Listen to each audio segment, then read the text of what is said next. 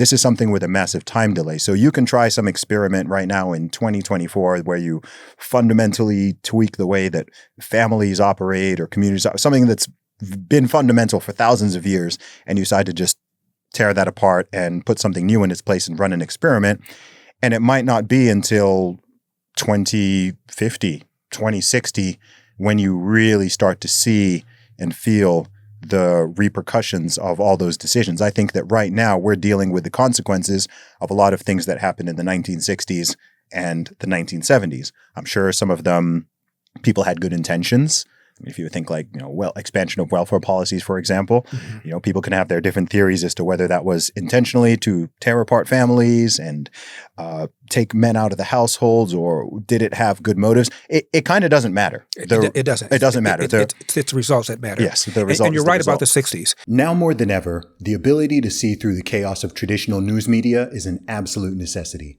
Biased narratives and selective reporting obstruct the informed, critical thinking that we should all be striving for. That's why I'm excited to introduce you to today's sponsor, Ground News. Ground News compiles stories from all across the political spectrum, globally and locally, giving you every angle so you get the full picture you need to stay ahead of rampant media bias.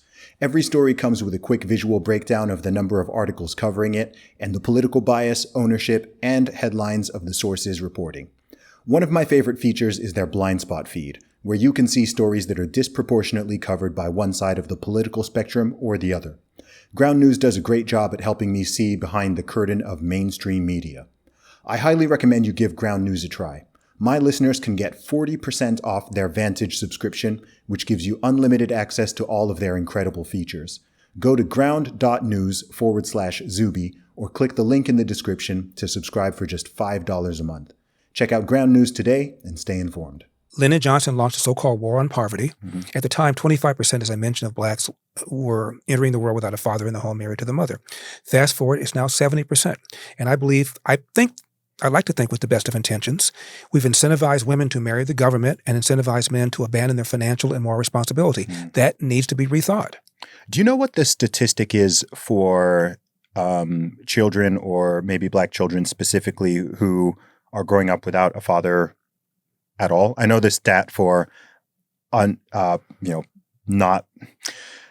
know the stat for their parents not being married and not being together obviously are different things. I'm just wondering if you know what the stat is for the fathers actually just not in the picture. All I know is that right now, it's a little under 70% of black kids are born into a world without a father in the house, married to the mother. Yeah. And at some point, 85% of black kids will be living in a home without a father. 85% at some point. Oh, okay. Now, what the pushback will be, I'm on a commission called the Commission on Social Status of Black Men and Black Boys. Okay. Donald Trump appointed me to that commission. It was started by a congresswoman, a Democrat from Florida. There are about 30 people on the commission. Only about 2 or 3 of them are conservative. And I've said to them what I've said to you. And the pushback I always get is this. It is a myth that black men are absent. If you Google the myth of black fatherlessness, you get a whole bunch of hits.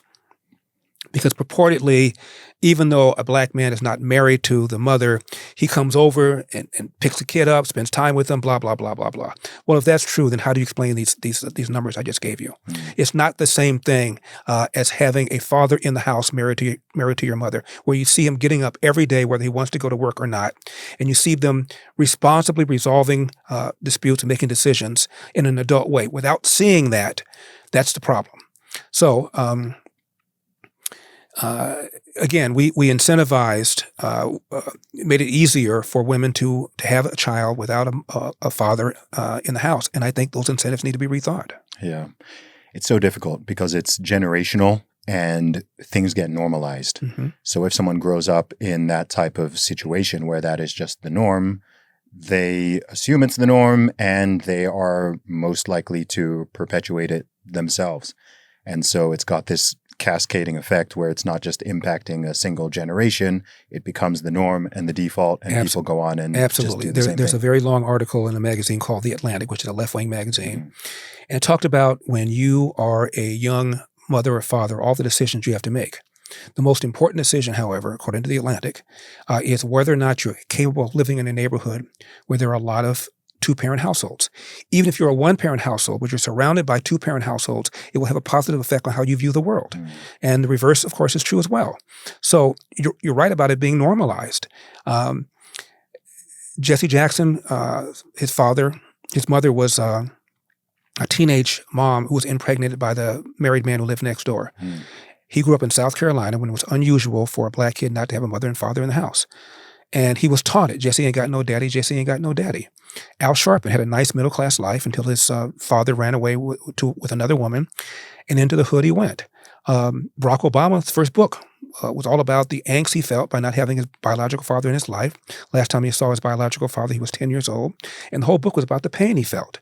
Louis Farrakhan, his mother was estranged from her husband, had a boyfriend, briefly took back up with the husband, got pregnant with Louis, and tried to abort him with a coat hanger. Now, I mention this because these are four of the most prominent so-called black leaders in America, all of whom either had no relationship with their own father or a poor one. Yet they talk about racism far more than they talk about the kinds of things you and I are talking about.